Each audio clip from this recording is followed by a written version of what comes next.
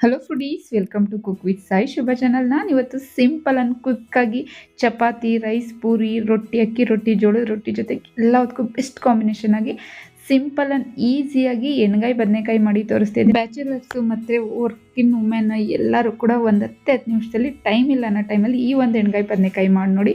ತುಂಬ ಟೇಸ್ಟಾಗಿ ತುಂಬಾ ಚೆನ್ನಾಗಿ ಬರುತ್ತೆ. ಮಾಡೋದು ಕೂಡ ಅಷ್ಟೇ ಸಿಂಪಲ್ಲು. ಬನ್ನಿ ಈಗ ಹೇಗೆ ಮಾಡೋದು ಅಂತ ನೋಡೋಣ. ತುಂಬ ಕಮ್ಮಿ ಮಸಾಲ, ಜಾಸ್ತಿ ಏನು ಯೂಸ್ ಮಾಡೋಂಗಿಲ್ಲ. 1-2 ಸ್ಪೂನ್ ಧನಿಯಾ ಪುಡಿ, ಕಾಶ್ಮೀರಿ ಚಿಲ್ಲಿ ಪೌಡರ್ ನಾನಿಲ್ಲಿ 1.5 ಸ್ಪೂನ್ ಆಗೋಷ್ಟು ತೊಗೊಂಡಿದ್ದೀನಿ. ಅರಿಶಿಣದ ಪುಡಿ 1 ಸ್ಪೂನ್ ತೊಗೊಂಡಿದ್ದೀನಿ. Garam masala 1/4 table spoon. ನಾನಿಲ್ಲಿ ಎಳ್ಳಿನ ಪುಡಿನ 1-2 ಸ್ಪೂನ್ ಆಗೋಷ್ಟು ತೊಗೊಂಡಿದ್ದೀನಿ. ಇದು ಎಳ್ಳಿನ ಪುಡಿ ಅಥವಾ ನೆಲಗಡಲೆ ಬೀಜದ ಪುಡಿ ಅಥವಾ ಕೊಬ್ಬರಿ, ಅದನ್ನು ಕೂಡ ಸಣ್ಣಗೆ ಮಿಕ್ಸಿ ಮಾಡಿಕೊಂಡು ಅದನ್ನು ಕೂಡ ತೊಗೊಬೋದು. ಇದಿಲ್ಲ ಅಂದರೆ ನೀವು ಸ್ಕಿಪ್ ಕೂಡ ಮಾಡ್ಬೋದು. ಇದ್ರ ಬದಲು ಒಂದು ಸ್ಪೂನ್ ಆಗೋಷ್ಟು ಬೆಲ್ಲ ತೊಗೊಂಡ್ರೆ ಸಾಕು. ನೀವು ಎಳ್ಳಿನ ಪುಡಿ ಅಥವಾ ಕಡಲೆ ಬೀಜದ ಪುಡಿ ಇಲ್ಲ ಅಂದರೆ ಸ್ಕಿಪ್ ಮಾಡಿ ಈಗಿರೋ ಎಷ್ಟು ತೋರಿಸಿದ್ರೆ ಅಷ್ಟು ಇಂಗ್ರೀಡಿಯೆಂಟ್ಸನ್ನೇ ಹಾಕೋಬೋದು. ಹಾಗೆ 1 ನಿಂಬೆಹಣ್ಣಿನ ರಸನ ನಾನು ತೊಗೊಂಡಿದ್ದೀನಿ. ಹಾಗೆ 1 ಸ್ಪೂನ್ ಆಗೋಷ್ಟು ಎಣ್ಣೆನ ತೊಗೊಂಡಿದ್ದೀನಿ. ಹಾಗೆಯೇ ನಾನು ಬದನೆಕಾಯಿನ ನೋಡಿ, ಮಾಮೂಲಿ ಎಣ್ಗಾಯಿ ಬದನೆಕಾಯಿ ಮಾಡ್ತೀವಲ್ಲ ಆ ಥರ ಕಟ್ ಮಾಡಿ ನೀರಿಗೆ ಹಾಕಿ ಇಟ್ಕೊಂಡಿದ್ದೀನಿ. ನೀರಲ್ಲಿ ಹಾಕಿ ಇಲ್ಲಾಂದರೆ ಕಪ್ಪಾಗುತ್ತೆ. ಈಗ ತೊಗೊಂಡಿರೋ ಅಷ್ಟು ಪೌಡರನ್ನು ಕೂಡ ಮಿಕ್ಸ್ ಮಾಡ್ಕೊಳ್ಳೋಣ ಒಂದ್ಸಲ ಚೆನ್ನಾಗಿ. 1/4 kg ಬದನೆಕಾಯಿ ಅಳತೆಯಲ್ಲಿ ನಾನಿಲ್ಲಿ ತೋರಿಸ್ತಿದ್ದೀನಿ. ಎಲ್ಲ ಪೌಡರನ್ನು ಚೆನ್ನಾಗಿ ಮಿಕ್ಸ್ ಮಾಡ್ಕೊಂಡು ಆಗಿದೆ. ಈಗ ಇದಕ್ಕೆ ನಾನಿಲ್ಲಿ ನಿಂಬೆಹಣ್ಣಿನ ರಸನ ಹಾಕೋತಾ ಇದ್ದೀನಿ.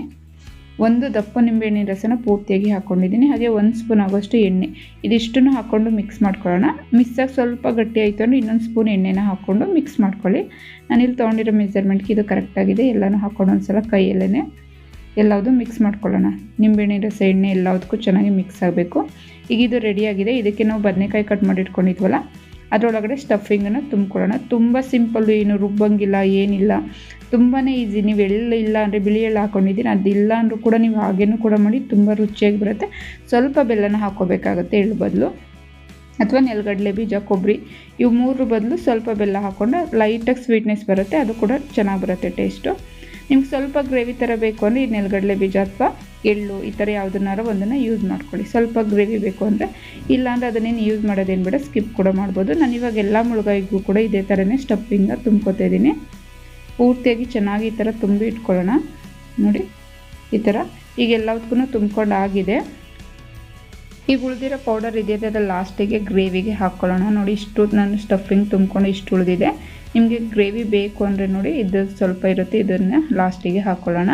ಈಗ ಇದು ರೆಡಿಯಾಗಿದೆ. ನಾನೊಂದು ಪ್ಯಾನ್ ಇಟ್ಕೊಂಡು ಅದಕ್ಕೆ ಒಂದು 5-6 ಸ್ಪೂನ್ ಆಗೋಷ್ಟು ಎಣ್ಣೆನ ಹಾಕೋತಾ ಇದ್ದೀನಿ. ಎಣ್ಣೆ ಚೆನ್ನಾಗಿ ಬಿಸಿ ಆದಮೇಲೆ ನಾವು ಸ್ಟಫಿಂಗ್ ತುಂಬಿಟ್ಟಿದ್ವಲ್ಲ ಬದನೆಕಾಯಿ, ಅದನ್ನು ಹಾಕ್ಕೊಳ್ಳೋಣ. ಇದ್ರಲ್ಲಿ ಬೇರೆ ಏನೂ ಕೆಲಸ ಇಲ್ಲ. ಬದನೆಕಾಯಿ ಕಟ್ ಮಾಡಿಕೊಂಡು ಬೇಯಿಸೋದು ಒಂದೇ, ಇನ್ನೆಲ್ಲ ಈಸಿ. ಪೌಡರ್ಗಳು ತೊಗೊಂಡು ಒಂದು 5-10 ನಿಮಿಷದೊಳಗಡೆ ಆಗುತ್ತೆ. ತುಂಬ ಕ್ವಿಕ್ಕಾಗಿ ಹೋಗುತ್ತೆ. ಈಗೆಲ್ಲ ಬದನೆಕಾಯಿನೂ ಹಾಕ್ಕೊಂಡು ಮುಚ್ಚಿ ನಾನೊಂದು 2 ನಿಮಿಷ ಬೇಯಿಸ್ಕೊಂಡಿದ್ದೀನಿ. ಮತ್ತೆ ಒಂದು ಸಲ ಮಗ್ಚ್ ಹಾಕ್ಕೊಂಡು ಎಲ್ಲದನ್ನು ಬೇಯಿಸ್ಕೊಳ್ಳೋಣ. ಎಣ್ಣೆಲ್ಲೇ ಬೇಯಿಸ್ಕೋಬೇಕಾಗುತ್ತೆ. ಮೀಡಿಯಮ್ ಫ್ಲೇಮಲ್ಲಿ ಇಟ್ಕೊಂಡು ಬೇಯಿಸ್ಕೊಳ್ಳಿ, ಇಲ್ಲಾಂದರೆ ಸೀದೋಗುತ್ತೆ. ಎಲ್ಲದೂ ಮಗ್ಚ್ ಹಾಕ್ಕೊಂಡು ಆಗಿದೆ. ಮತ್ತೊಂದು 2-3 ನಿಮಿಷ ಇನ್ನೊಂದು ಸೈಡು ಬೇಯಿಸ್ಕೋಬೇಕಾಗುತ್ತೆ. ತುಂಬ ರುಚಿಯಾಗಿ ತುಂಬಾ ಚೆನ್ನಾಗಿ ಬರುತ್ತೆ. ಅಕ್ಕಿ ರೊಟ್ಟಿ, ಜೋಳದ ರೊಟ್ಟಿ, ಅನ್ನದ ಜೊತೆಗೂ ಕೂಡ ಬೆಸ್ಟ್ ಅಂತಲೇ ಹೇಳ್ತೀನಿ. ತುಂಬ ಸಿಂಪಲ್ಲು ಮತ್ತು ಟೇಸ್ಟ್ ಮಾತ್ರ ತುಂಬಾ ಚೆನ್ನಾಗಿ ಬರುತ್ತೆ. ಈಗ ಒಂದು 2 ನಿಮಿಷ ಅದು ಕೂಡ ಬೆಂದಿದೆ. ಈಗ ಪೌಡರ್ ಉಳಿದಿತ್ತಲ್ಲ ಅದನ್ನು ಕೂಡ ಹಾಕ್ಕೊಂಡು ಇದಕ್ಕೆ ಸ್ವಲ್ಪ ಬಿಸಿನೀರು, ಒಂದು ಅರ್ಧ ಕಪ್ ಆಗೋಷ್ಟು ಬಿಸಿನೀರನ್ನು ಹಾಕೋತಿದ್ದೀನಿ. ಅದು ಖಾರ ಮಸಾಲೆ ಇತ್ತಲ್ಲ ಅದನ್ನು ತೊಳೆದ್ಬಿಟ್ಟು ಒಂದು ಅರ್ಧ ಕಪ್ ಆಗೋಷ್ಟು ನೀರನ್ನು ಹಾಕ್ಕೊಂಡು ಒಂದು ಸಲ ಚೆನ್ನಾಗಿ ಮಿಕ್ಸ್ ಮಾಡ್ಕೊಳ್ಳೋಣ ಎಲ್ಲದನ್ನು. ಇದು ಚೆನ್ನಾಗಿ ಮಿಕ್ಸ್ ಆದಮೇಲೆ ಅದು ಎಣ್ಣೆ ಮೇಲೆ ತೇಲಿ ಬರೋವರೆಗೂ ಕೂಡ ಒಂದು 5 ನಿಮಿಷ ಬಿಡೋಣ. ಮುಳುಗಾಯಿ ಆಲ್ರೆಡಿ ಬೆಂದಿದೆ ಸ್ವಲ್ಪ. ಇನ್ನೊಂದು ಸ್ವಲ್ಪ ಒಂದು 5 ನಿಮಿಷದೊಳಗಡೆ ರೆಡಿ ಆಗುತ್ತೆ. ಈಗೆಲ್ಲ ಮಿಕ್ಸ್ ಆಗಿದೆ. ಇದು ಮುಚ್ಚಳ ಮುಚ್ಚಿಬಿಟ್ಟು ಮೀಡಿಯಮ್ ಫ್ಲೇಮಲ್ಲೇ ಬೇಯೋದಕ್ಕೆ ಹಾಗೆ ಬಿಟ್ಬಿಡೋಣ. ಮಧ್ಯೆ ಒಂದೊಂದು ಸಲ ಮುಚ್ಚಳ ತೆಗೆದ್ಬಿಟ್ಟು ತಿರುಗಿಸ್ಕೊತಾ ಇರಬೇಕಾಗುತ್ತೆ. ಯಾಕೆಂದರೆ ಎಳ್ಳು ಹಾಕಿರೋದ್ರಿಂದ ತಳ ಹಿಡಿಯುತ್ತೆ, ಅದಕ್ಕೋಸ್ಕರ ಒಂದೊಂದು ಸಲ ತಿರುಗಿಸ್ಕೊಂಡು ಇದೇ ಥರ ಮಾಡ್ಕೊಂಡು ಒಂದು 5 ನಿಮಿಷ ಬೇಯಿಸ್ಕೊಂಡ್ರೆ ಸಾಕು, ಬೇಗ ಆಗುತ್ತೆ.